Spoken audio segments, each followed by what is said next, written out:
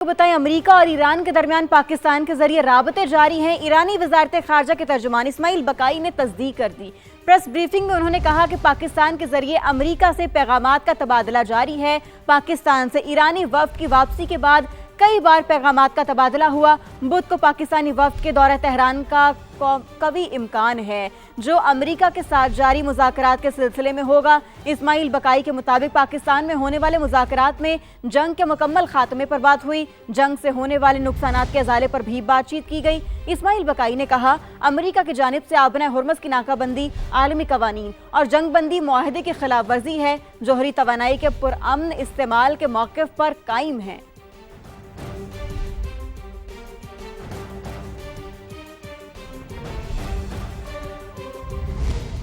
Iran के खिलाफ जंग वक्त से पहले खत्म होगी, हो सकता है बहुत जल्द खत्म हो। अमेरिकी सदर डोनाल्ड ट्रंप का फॉक्स न्यूज को इंटरव्यू, कहा कि ईरान के तमाम पुल और बिजली घर 1 घंटे में तबाह कर सकते हैं, लेकिन करना नहीं चाहते। तेल की कीमतें बढ़ी हैं, मगर ईरान को एटमी कुव्वत बनने से रोकने के लिए ये छोटी कीमत है। सदर ट्रंप ने कहा, चीनी सदर को खत लिखकर कहा था कि ईरान को हथियार ना दें। उनका जवाब आ गया है, वो ऐसा नहीं कर रहे।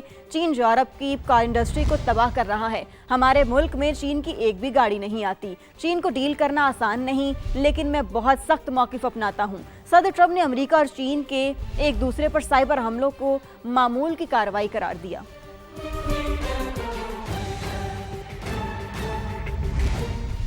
नाज़रीन, आपको ये भी बताएं कि ईरान जंग खत्म होने के करीब 2 दिन बहुत अहम मुज़ाकरात इस्लामाबाद में ही होंगे। अमेरिकी सदर ने तस्दीक कर दी। सदर ट्रंप ने ये इशारा भी दे दिया कि जंग बंदी का वक्त बढ़ाने की ज़रूरत नहीं, मसला इससे पहले ही हल हो सकता है। फील्ड मार्शल आसिम मुनीर की तारीफ ज़बरदस्त शख्सियत करार दिया।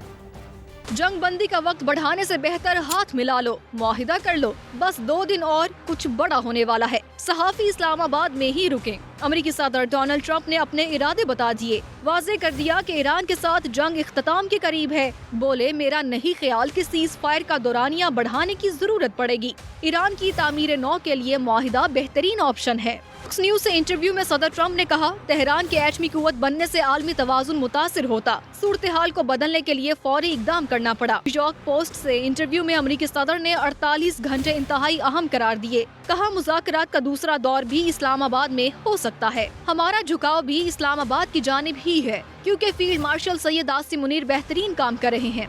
सदर ट्रंप ने ये भी वाजे कर दिया कि हम किसी ऐसे मुल्क क्यों जाए जिसका इस मामले से कोई लेना देना ही नहीं। पाकिस्तान में मौजूद अमेरिकी सहाफियों को मुखातिब करके सदर ट्रंप ने कहा, वहाँ ही रुकें, अगले 2 दिन में कुछ भी हो सकता है। सदर ट्रंप के इंटरव्यू के जरिए दुनिया भर में खबर ब्रेक करने वाली अमरीकी सहाफ़ी समा पर न्यूयॉर्क पोस्ट की सहाफ़ी कैटलिन की program Red Line with Talat में खुसूसी गुफ्तगू तमाम तफसीलात समा को बता दी। कहा, सदर ट्रंप ने वाज़े तौर पर कहा, मुज़ाकरात इस्लामाबाद में ही होंगे। पाकिस्तान को दोबारा मेज़बानी का मौका मिलना इंतहाई दिलचस्प है। हालात तेजी से बदल रहे हैं। अगले 48 घंटे में अहम पेशरफ्त हो सकती है। अमरीकी सदर ने कहा, वो इस्लामाबाद जाने वाले वफ्द में शामिल नहीं होंगे। We have Kathleen online, the one who spoke to President Trump. Kathleen, congratulations. You have a global breaking news to your credit. Thank you very much. So what did the President say? President said that the talks, if they happen, which sounds like they're going to happen, will happen within the next 2 days and in Islamabad. Now, he did say that he will not be on the delegation trip, but it's still very exciting that Pakistan has the opportunity to host these talks one more time. I specifically asked him if he would come, and he said no. So that will be a delegation from the United States. I don't know who, but I do know that it will not include President Trump. वज़ीर-ए-आज़म शहबाज शरीफ Saudi अरब के सरकारी दौरे पर रवाना। Qatar और तुर्की भी जाएंगे। 2 तरफ़ा ताल्लुकात, इलाकाई अमन और आलमी उमूर पर बातचीत की जाएगी। वज़ीर-ए-आज़म के हमरा नायब वज़ीर-ए-आज़म इसहाक डार, वज़ीर इत्तलात अता तारड़, मुआविन खुसूसी तारिक फातिमी और दीगर आला हुक्काम भी सऊदी अरब गए। तर्जुमान दफ्तर खारजा के मुताबिक सऊदी अरब और कतर के दौरे 2 तरफ़ा तनाजुर में होंगे, जहाँ वज़ीर-ए-आज़म मुतल्लिका क़यादत से मुलाकात करेंगे। वज़ीर-ए-आज़म शहबाज शरीफ तुर्की में अंतालिया डिप्लोमेसी फोरम में भी शिरकत करेंगे। वज़ीर-ए-आज़म के तुर्क सदर समेत दीगर आलमी रहनुमाओं से मुलाकातें भी मुतवक्के हैं।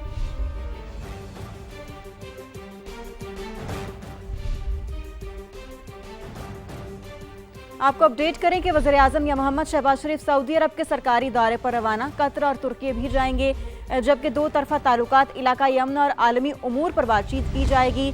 वज़ीर-ए-आज़म के हमरा नायब वज़ीर-ए-आज़म इसहाक डार, वज़ीर इत्तलात अता ताड़, मुआविन खुसूसी तारिक फातमी और दीगर आला हुकाम भी सऊदी अरब गए। तर्जुमान दफ्तर खारजा के मुताबिक सऊदी अरब और कतर के दौरे दो तरफा तनाजुर में होंगे।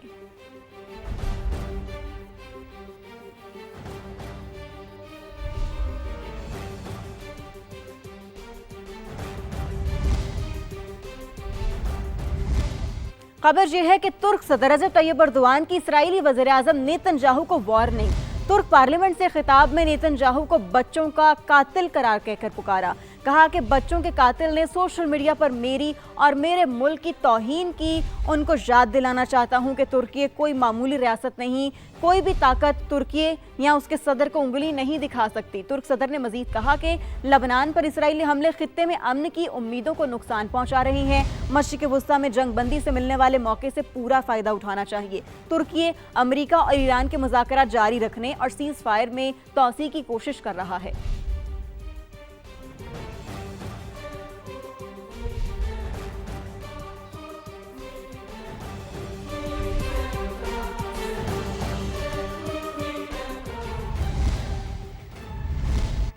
आगे बढ़ें, आपको बताएं आबने हुर्मस की बंदिश, पाकिस्तान भी मुतासरीन में शामिल।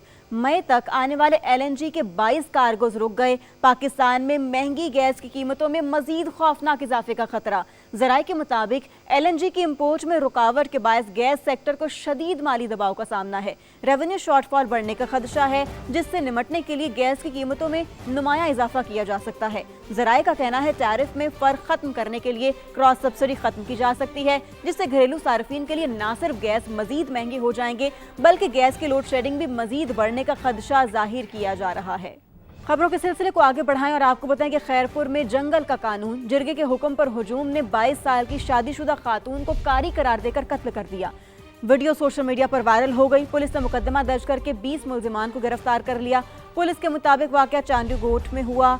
मकतूला की वालिदा के मुताबिक बेटी शादी के लिए घर से निकली थी, जिसे बाद में मेरे भाई के हवाले कर दिया गया और उन्होंने अपने साथियों के साथ मिलकर उसे कत्ल किया। मकतूला की वालिदा ने दावा किया कि ससुर थाने में फरियाद लेकर गए थे, जिसे पुलिस ने थाने में बंद कर दिया। दूसरी जानिब पुलिस का कहना है कि ससुर भी मुकदमे में नामजद है। अहले खाना मिलकर केस को कमजोर करना चाहते हैं, यही वजह है मुकदमा सरकार की मुद्दत में दर्ज किया गया।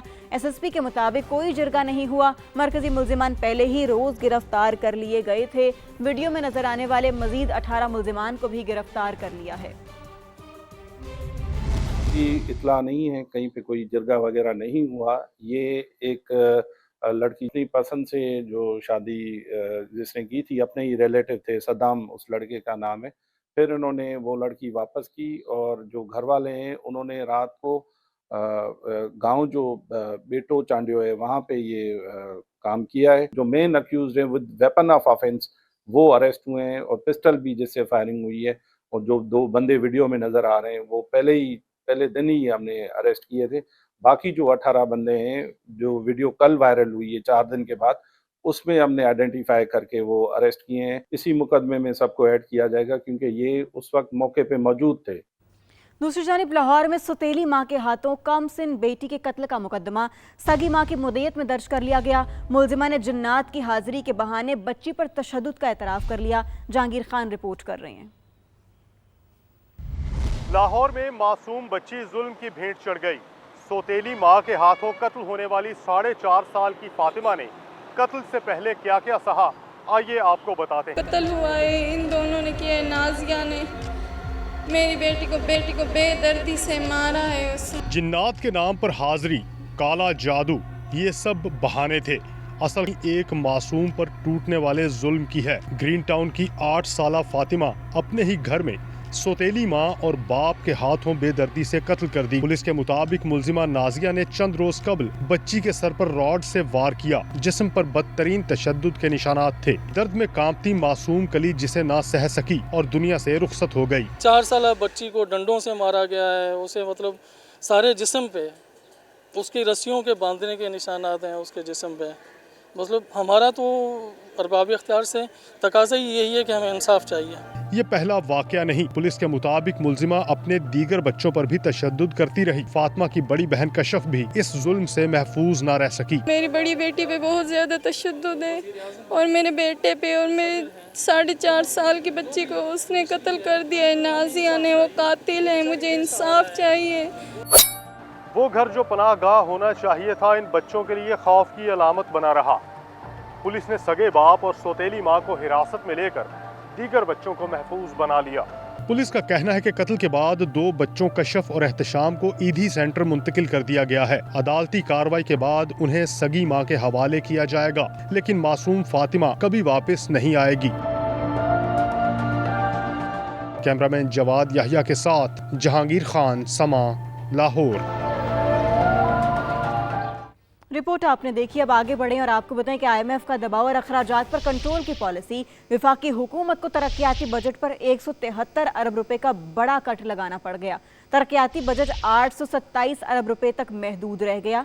कटौती की लपेट में आने वाले शोबों में तालीम, सेहत, पानी और तवानाई समेत सूबाई तरक्याती के मंसूबे भी शामिल हैं। ज़राए के मुताबिक रवा माली साल विफाकी तरक्याती बजट के लिए 1000 अरब रुपए मुख्तस किए गए थे। 9 माह के दौरान 1000 अरब में से सिर्फ 415 अरब रुपए खर्च किए गए हैं। इसके साथ साथ आपको ये बताएं कि सूबों और खुसूसी इलाकों ने 115 अरब रुपए इस्तेमाल किए, जबकि पावर डिवीजन ने 41 अरब खर्च किए हैं। इसके अलावा 9 माह में आबी वसाइल के मंसूबों पर 51 अरब रुपए से जायद खर्च किए गए हैं। तो ये थी तफसीलात। इसी के साथ यहाँ पर वक्त है ब्रेक का, हमारे साथ रहिएगा।